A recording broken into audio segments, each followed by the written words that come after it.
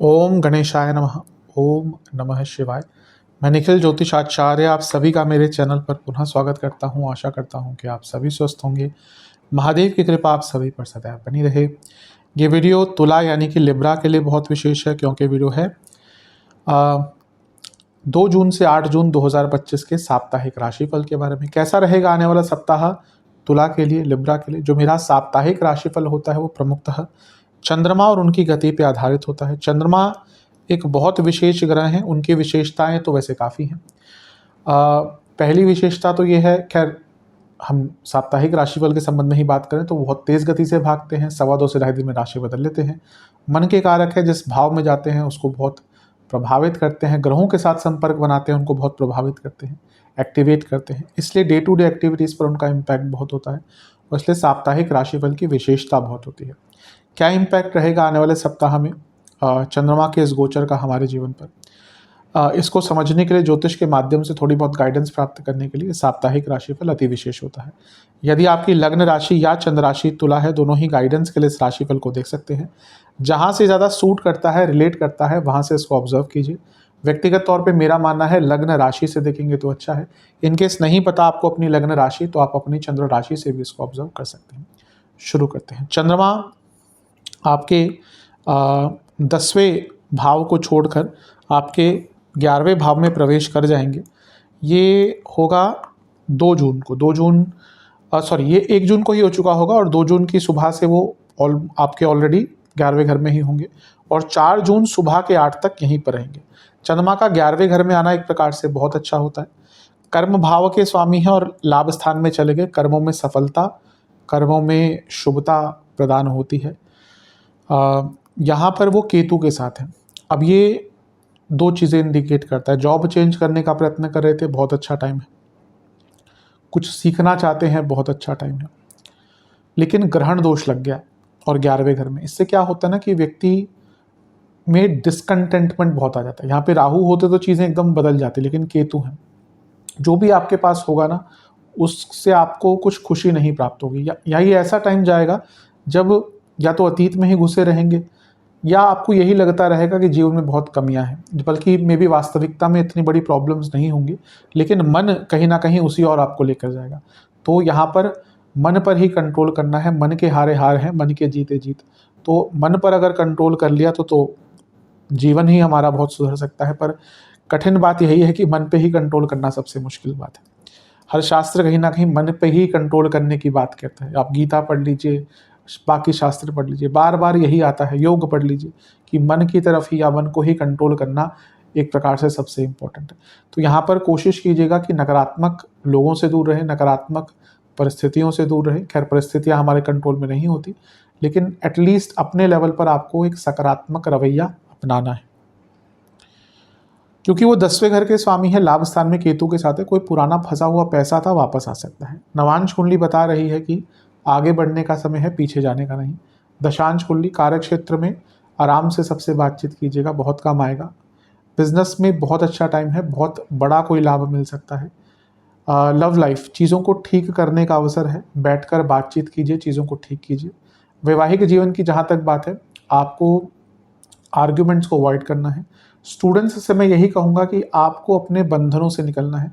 अपने आप ही मानसिक बंधनों में अपने आप को बांध लिया है और ये आपको ही तंग करेगा। जहाँ तक सेहत की बात है, पेट के रोग, लोअर बॉडी में प्रॉब्लम और हार्मोनल इश्यूज। सर्वाष्टक में आपका चौथा घर बली है। चंद्रमा 11वें में है, चौथा भाव बली है। प्रॉपर्टी खरीदना चाह रहे थे, कोई पुरानी प्रॉपर्टी बेचकर कहीं और पे इन्वेस्टमेंट करने का आपका प्लान है, उसके लिए महीना ये शुरुआती भाग बहुत अच्छा है। 4 जून सुबह के 8 बजे के आसपास चंद्रमा गोचर करके आपके 12वें घर में आ जाएंगे, यानी कि कन्या में, और 6 जून रात के 9 तक यहीं पड़ेंगे। चंद्रमा का 12वें घर में आना 12वें घर में आना एक प्रकार से बहुत अच्छा नहीं माना जाता। हाँ, फिर से 10वें घर के स्वामी 12वें घर में है, चेंज दिखाता है। जॉब चेंज के लिए हफ्ते का मध्य भाग भी अच्छा है। विदेश में जॉब ढूंढ रहे थे तो और भी अच्छा है। गुरु से केंद्र में हो गए तो गजकेसरी योग बन गया, ये और भी अच्छा है। गुरु स्वयं 2 उपचे भावों के स्वामी हैं, तो विदेश के कुछ काम अटके थे, चंद्रमा 12वें घर में है तो विदेश के काम अटके थे, पूरे होंगे। आपके योग कारक शनि की दृष्टि भी 12वें घर पर है, चंद्रमा पर है। चंद्रमा कर्म भाव के स्वामी है। लीगल कार्य फंस रहा था, पैसों का कार्य फंस रहा था, विदेश का काम फंस रहा था, कार्य पूर्ण होगा। लेकिन चंद्रमा 12वें घर में और शनि की दृष्टि, यानी कि विषतोष और चंद्रमा नेगेटिव प्रभाव में, यहाँ पे केमद्रुम योग भी चालू हो गया है और लंबे टाइम तक रहेगा। तो अचानक से ही ना इनसिक्योरिटीज रहेंगी, अचानक से ही उदासीनता आएगी, अचानक से ही अपने ऊपर विश्वास घटेगा। जो हफ्ते का पहला भाग था ये इतना उदासीनता भरा नहीं रहेगा, लेकिन हफ्ते का मध्य भाग अचानक सी उदासीनता, अलग सी उदासीनता, मतलब कि पता ही नहीं क्यों बुरा फील कर रहे हैं पर बुरा फील कर रहे हैं। ऐसा सबके साथ कभी कभी होता है।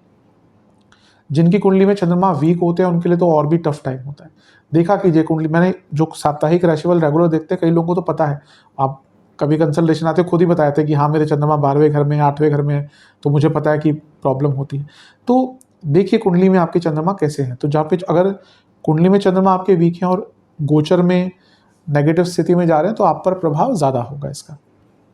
12वें घर में चंद्रमा है, कोई धार्मिक यात्रा प्लान करनी है विद फैमिली ही भले करनी है तो वो कर सकते हैं, क्योंकि चौथे घर के स्वामी शनि का प्रभाव है। नवांश कुंडली कह रही है कि ना आपके मन में बहुत फीलिंग्स है जो आप शेयर नहीं कर पा रहे, ये वो टाइम है जब आपको उन फीलिंग्स को शेयर करना है।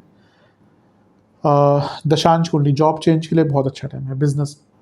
बिजनेस में एक फ्री विल और फ्री स्पिरिट के साथ आप काम नहीं कर रहे, आपको थोड़ा सा ना रिस्क भी लेना पड़ेगा, अलग भी कुछ करना पड़ेगा। जहाँ तक लव लाइफ की बात है, अपने पार्टनर की फीलिंग्स को और उनकी एक्सपेक्टेशंस को समझिए। वैवाहिक जीवन, कोई बड़ा डिसीजन मत लीजिएगा लाइफ पार्टनर से बिना पूछे और डिस्कशन कीजिएगा। स्टूडेंट्स, आपको सपोर्ट की आवश्यकता है, इमोशनल और अदरवाइज।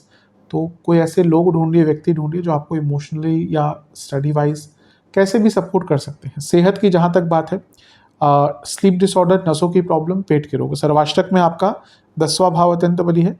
जॉब चेंज के लिए फिर से कहूँगा उत्तम समय है। 6 जून रात के 9 बजे के आसपास चंद्रमा आ जाएंगे आपके लग्न भाव में और सप्ताह के अंत तक यहीं पर रहेंगे।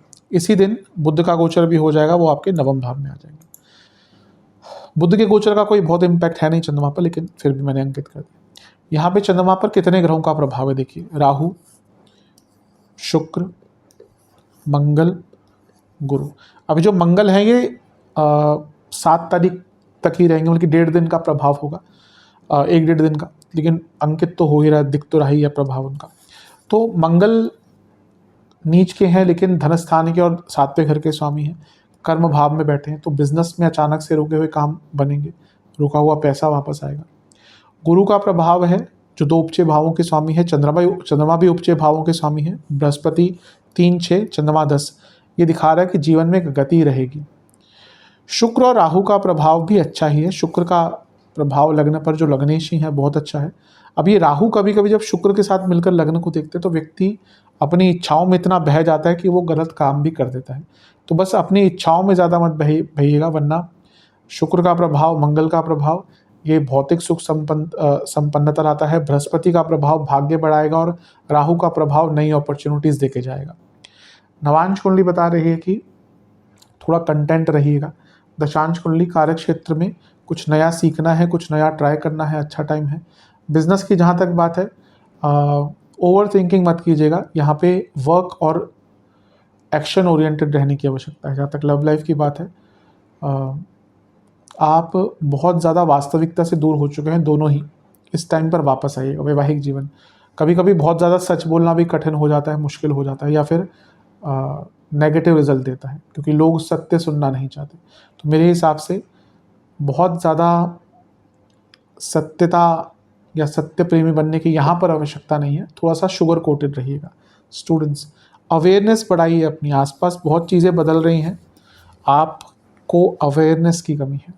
सेहत के दृष्टिकोण से पेट के रोग बने रहेंगे, कफ रोग और रक्त विकार तंग करेंगे। सर्वाष्टक में आपका 6ठा भाव अत्यंत बली है। व्यर्थ की चिंताएं थोड़ी सी रहेंगी, कोई लीगल केस है उसमें चीज़ें आगे बढ़ेंगी। उपाय के स्वरूप में आपको दुर्गा चालीसा और काली चालीसा का एक बार पाठ करना है और दोनों ही देवियों को एक घी का दिया अर्पण करना है। आशा करता हूँ कि वीडियो काम आएगी। चैनल पे नए हैं सब्सक्राइब कीजिए, वीडियो को लाइक कीजिए। मिलता हूँ आप सभी से मैं अगली वीडियो में, तब तक के लिए ओम नमः शिवाय।